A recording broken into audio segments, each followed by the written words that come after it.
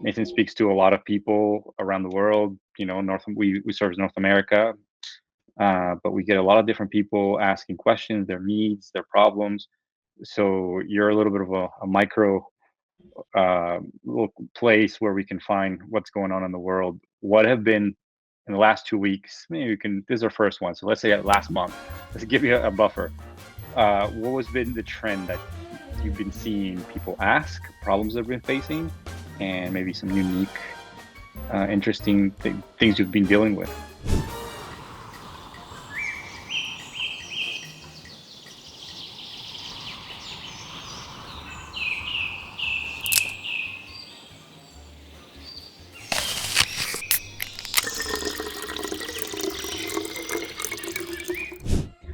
Yeah, I mean, I think this is the time of year for a lot of folks where sort of at least in the Apple industry, where there's a bit of light at the end of the tunnel. It's been a long season for harvest. People are getting through it. Sort of the peak season between now and Thanksgiving is still like hitting hard, but a lot of the apples are off the trees and people are in the thick of it with their equipment. And so a lot of frustrations with how things are being done, or eccentricities about the equipment they might be using, or capacity bottlenecks. These are things that are coming up and leading to conversations for me right now. And so it's a lot of folks who have kind of had it with some aspect of a system, whether it's I can't pasteurize my juice fast enough to keep up with my press, or I can't get all the juice I need to into the jugs for the demand that I have and I keep selling out, or I'm having a really hard time staffing this line because I throw so much labor at this thing that could be automated.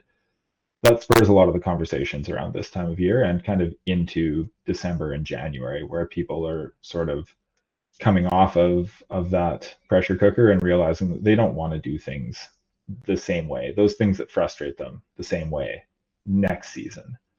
And so I think it's great timing as life slows down a little bit to be reaching out and just discussing, what's worked this season, what hasn't worked, what can we help you change, or even just sussing out what that change could look like. We're happy to talk about rough numbers, budgetary figures, get you a quote so that you can look at it and think about it over the winter. And then if it's something you want to go ahead with in the spring, you can pull the trigger on in order to have that equipment in time for your season coming up next year. I like that a lot too. I mean, in business and in your personal life, sometimes big decisions like buying a big piece of equipment, it's not just the sticker price, it's changing the operation, right? Inputting something new. So making sure everybody knows how to use it. If it breaks down, new processes, it's a big question. And when you're thinking about it, maybe you need to do it, but you don't know, have all the information. So it's always has real estate in your mind. And I know what it's helped me before is just talking to an expert like that you trust is not gonna push a sale on you, like Nathan, and is just bring you information, and then maybe you figure out, is this for me? Is maybe next year, maybe in 2 years, and you can put that to rest and make a plan so you can get it out of your mind and you know the next steps and just even have a figure. Sometimes knowing a number helps. Um, can you tell us a story about that, or have you helped somebody that it didn't turn out to a sale? Maybe you just give them information and they walked away happy just knowing that they didn't have to purchase or move forward like that? Oh, all the time, and especially with pasteurization. I'm not a food scientist. I can't give you the info that person with those skills or resources or lab equipment or access to your product can give you. But if you want to talk about the technology, the benefits, the drawbacks, that's a conversation I'm always willing to have. It's not a topic you can just like jump on Google and be like, how do I pasteurize my product like that?